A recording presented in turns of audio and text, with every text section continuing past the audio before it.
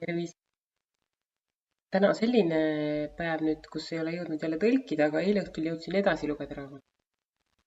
Ja noh, ausalt öeldes seal on üks peatükk vahepeal, mida ma ei kujuta ette, kuidas ma tõlkima hakkan, sest et see on nii sihuke tüütu ja ei ole eriti osavalt kirjutatud ausalt öeldes. Aga no vaatame, üldiselt mulle tundub, et seda teksti on võimalik tõlkimisega oluliselt parandada. Ja ma usun, et Kallil ei ole midagi selle vastu. Aga et see, mis ma lugesin seda raamatut eile õhtul, see pani mind jälle taipama ühte asja, mida ikka on hästi tore aeg-ajalt taibata, et kui sa selle taipamise peale tuled, siis kohe hakkab nii hea mõnus kerge tunne kohe peale. Et see tunne oli siis see tunne, see on see, kui sa saad aru järsku, et sa oled nagu oodanud kogu aeg midagi. Et sa ootad, et midagi juhtuks, et siis hakkaksid asjad edasi juhtuma. Ja kuidas see on tegelikult absoluutselt vale suhtumine ellu, niimoodi ei tohi elada. Ma olen seda mõtet varem mõelnud seoses sellega ka, et kuidas koolis õpilasi õpetada. Neile sisendatakse kogu aeg, et te peate seda tegema selleks, et teil tulevikus oleks see asi ja siis seda te peate selleks tegema, et teil tulevikus oleks see järgmine asi ja siis seda te peate selleks tegema, et teil oleks tulevikus järgmine asi. Kogu aeg nagu õpetatakse lapsi tegema midagi millegi jaoks, mis on kuskil kaugel tulevikus. Nad kogu aeg nagu elavad mingis ootuses, et kui nad ükskord sinna jõuavad, et siis läheb elu alles hakkab peale. Aga tegelikult me ju elame kogu aeg, me elame iga hetk ja me elamegi praegu ainult tegelikult selles hetkes, kus me praegu oleme. Ja ei tohiks tegeleda ootamisega, vaid saada aru, et juba selles praeguses hetkes on tegelikult võimalik midagi kas korda saata või midagi nautida või midagi mõelda või analüüsida ja kõik need tegevused on nagu päris. Ma proovisin siin nüüd veel igasuguseid mõtteid otsa siia jutustada ja juba hakkasin käega lööma, et ei tule midagi, ma proovin veel ühte asja. Ma proovin rääkida veel sellest loost, mida ma eile rääkisin, et see meie möödunud lugu, millest me kinni hoiame.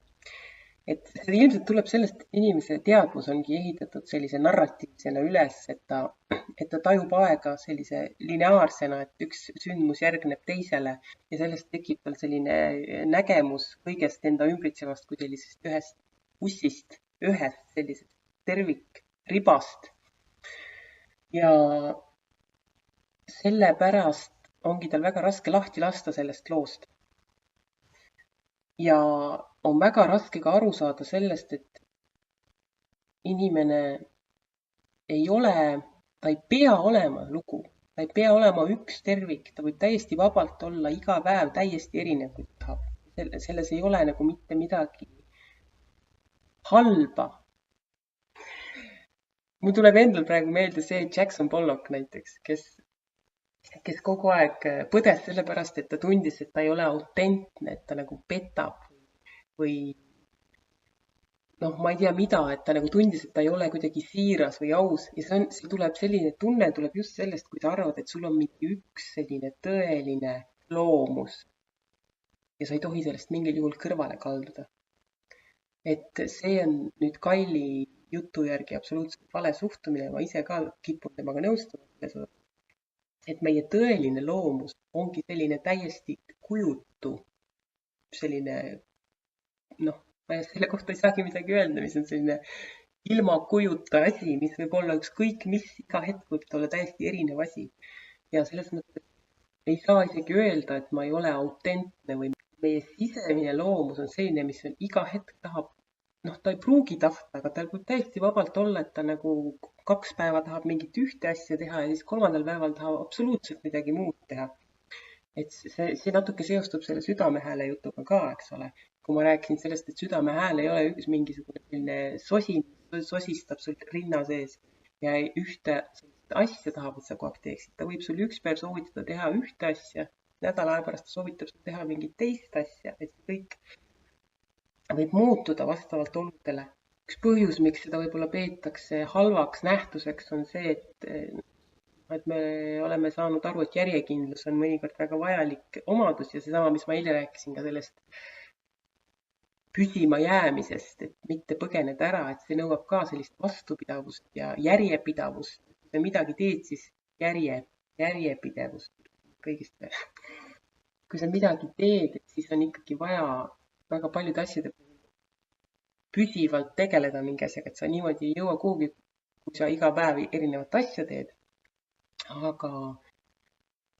Aga kui sa oled selle ühe asja ära teinud, siis sa võid vabalt täiesti teist midagi absoluutselt muud tegema hakata. Et selline hirm selle ees, et kui sa pidevalt vahetad oma tegevusi ja mõtteid, huvialasid, siis sa oled kuidagi, ma ei tea, ma isegi ei oska siia õiget sõna leida praegu, viga siis on, milleks sind võidakse sõimata ja süüdistada. No ebajärjepidev inimene, ütleme siis lihtsalt. Et see hirm jah, hoiab tagasi meid. Aga nüüd oli see vist küll üks päris hea mõte, millega võiks lõpetada praegu. Et me näeme jälle.